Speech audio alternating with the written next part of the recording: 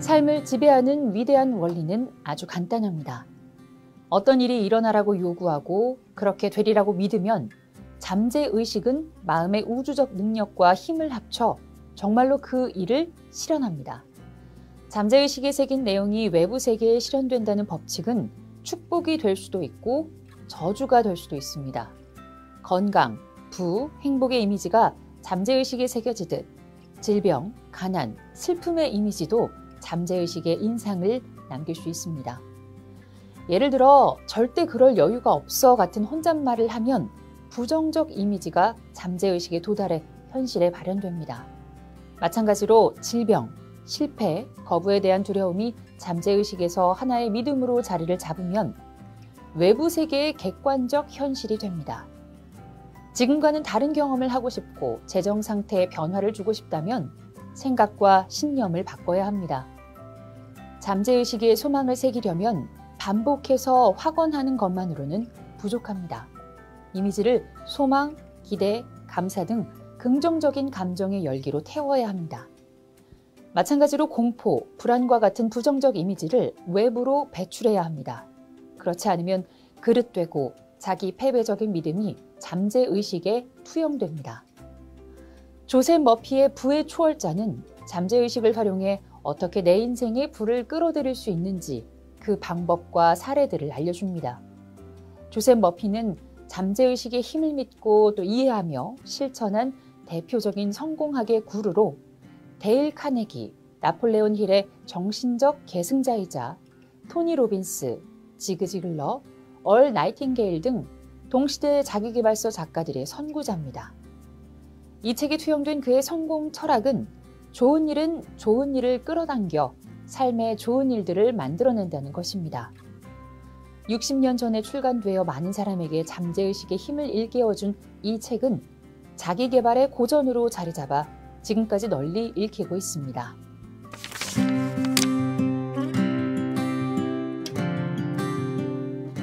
잠재의식의 법칙을 올바르게 적용하면 불을 거머쥐면서 동시에 마음의 평화와 조화, 온전함, 그리고 평온함을 누릴 수 있습니다. 저자는 이 책의 서두에 잠재의식을 활용해 불을 거머쥐는 핵심 방법을 총 4단계로 정리해서 강조합니다. 1단계는 불안, 무한하게 샘솟는 것임을 이해하라는 것입니다. 생명력은 에너지, 활력, 건강, 창의적인 아이디어의 근원입니다. 내리쬐는 태양과 숨쉬는 공기, 잘 익은 사과, 그리고 주머니 속 돈도 생명력으로부터 나옵니다. 즉 돈은 생명력이라는 사실을 제일 먼저 이해해야 한다는 것입니다. 2단계는 잠재의식에 불을 심는 것입니다. 생각의 패턴이나 행동을 반복하면 저절로 그렇게 생각하거나 행동합니다. 이처럼 불을 표출하라고 잠재의식을 압박하면 결국 부가 나타납니다. 자신이 원하고 상상하는 모든 것은 잠재의식에 뿌린 씨앗과 같습니다. 3단계는 부의 확언을 반복하는 것입니다.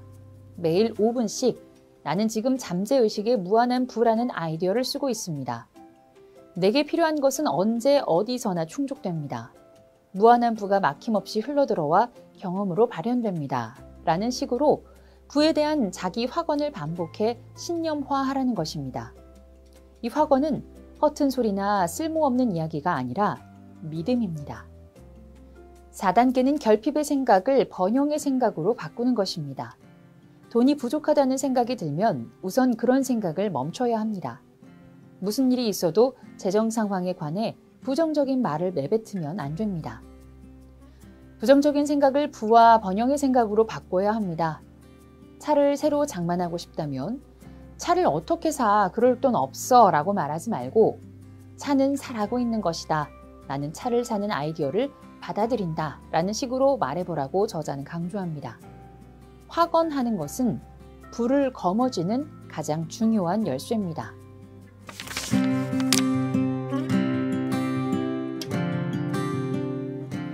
확언을 하나의 이미지로 받아들여야만 잠재의식은 힘을 발휘해서 결과물을 내놓습니다. 아이디어를 체계화하는 가장 쉽고 또 분명한 방법은 아이디어를 시각화하는 것입니다. 마치 직접 겪는 것처럼 마음의 아이디어를 생생하게 그리는 게 시각화 기법의 요점입니다. 나폴레온은 상상력이 세계를 지배한다라는 명언을 남겼습니다. 비슷한 맥락으로 미국의 성직자 헨리 워드 비처는 상상력 없는 영혼은 망원경 없는 천문대와 다름없다라고 말했습니다. 상상력은 마음의 원초적 능력입니다.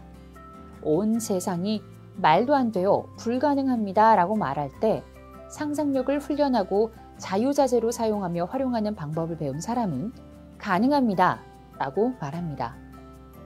미국 심리학의 아버지라 불리는 윌리엄 제임스는 믿음을 가지고 마음속에 그림을 그리면 잠재의식이 그 그림을 외부 세계에서 실현한다고 주장했습니다. 저자는 소망을 이루고 이상을 실현하고자 한다면 꿈이 이루어지는 모습을 마음속에 끊임없이 상상하면서 현실처럼 생생하게 느껴보라고 말합니다. 그렇게 하면 소망이 이루어질 수밖에 없다는 것입니다.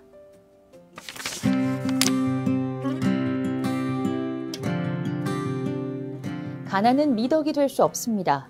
사실 가난은 마음이 편안하거나 침착하지 않고 균형과 평정심이 결핍된 상태입니다.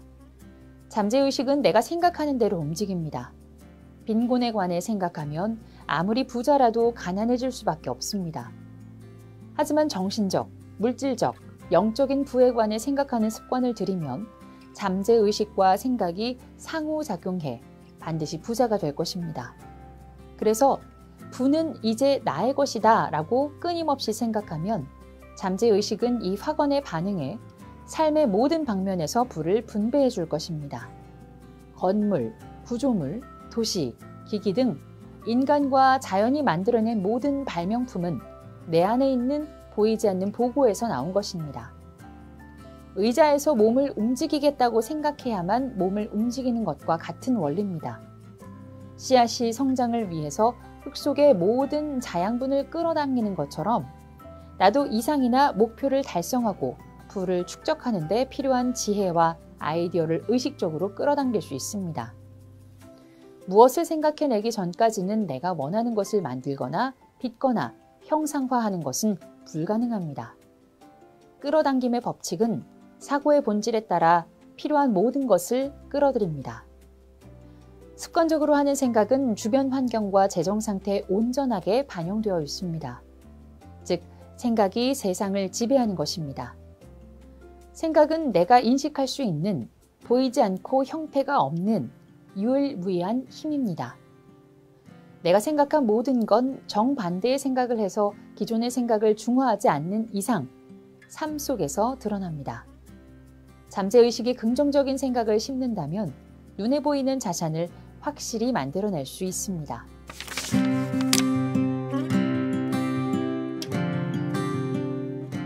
감사는 무한자와 조화를 이루고 창조의 법칙과 연결되어 있습니다. 감사의 가치는 축복을 끌어당긴다는 점 외에도 셀 수 없이 많습니다. 감사하는 마음이 없다면 현재의 상태에 만족할 수 없고 상황을 원망하게 만든다는 사실을 잊으면 안 됩니다. 번영하고 싶다면 과거든 잊고 지나간 일은 과거에 묻어두어야만 합니다. 예전 일을 곰곰이 생각하다 보면 그때를 지금처럼 생생하게 느낄 수 있지만 살아있는 건 과거가 아니라 지금 느끼는 기분이나 느낌입니다. 기분은 부를 가져다 줍니다. 과거 한때 얼마나 부유했는지를 생각하면서 시간과 에너지를 낭비하는 건 어리석은 일입니다. 과거에서 벗어나지 못하는 건 죽음과 침체를 뜻합니다. 과거의 성취는 기뻐하되 과거에 부족했던 점에 머물거나 또 과거보다 부족한 점을 비교하지 말아야 합니다. 헨리 데이비드 소로는 이 세상에 태어난 것에 감사해야 한다라고 말했습니다. 감사하는 마음을 가진 사람은 행복한 사람이고 또 부유한 사람입니다. 모든 사람은 나의 안녕에 기여합니다. 그러니 세상 모든 사람에게 감사해야 합니다. 이렇게 하면 모든 사람의 선의와 잠재의식이 이어져 삶의 풍요로움과 세상에 흐르는 부가 자연스럽게 나에게 달라붙을 것입니다. 정신적, 영적, 물질적 풍요를 누리는 과정은 감사라는 한 단어로 요약할 수 있습니다.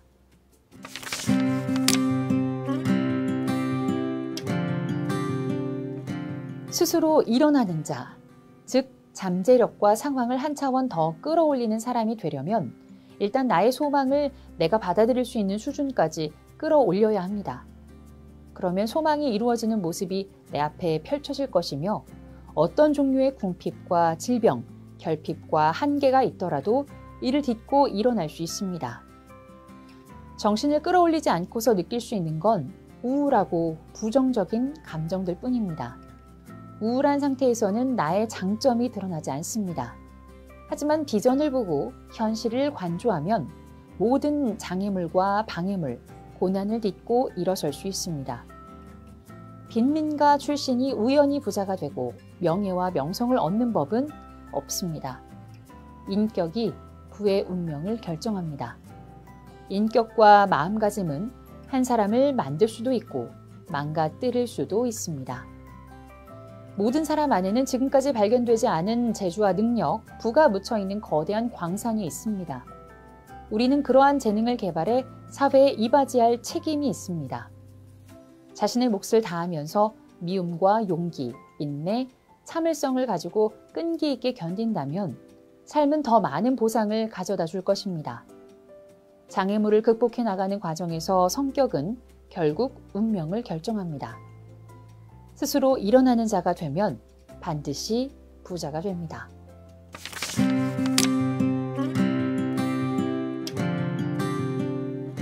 이 책은 위에서 언급한 내용을 골격으로 제1부에서는 상상력, 긍정적인 감정, 믿음의 도약으로 어떻게 잠재의식을 활용할 수 있는지를 알려주고 제2부에서는 잠재의식을 활용해서 불을 끌어들이는 방법과 사례들을 제시하고 제3부에서는 잠재의식으로 불을 얻고 마음을 치유한 사람들의 이야기를 통해 잠재의식이 얼마나 극적인 변화를 만들어내는지를 알려줍니다. 잠재의식은 내 마음속에 있는 거액의 통장입니다. 이 통장의 돈은 아무리 꺼냈어도 잔액이 0이 되지 않습니다. 잠재의식의 통장을 찔 것인가 아니면 그대로 썩혀둘 것인가의 문제는 마음먹기에 달려 있습니다. 잠재의식이라는 거액의 통장에서 돈을 꺼내 쓰는 다양한 방법을 알려주는 것이 이 책의 요점입니다.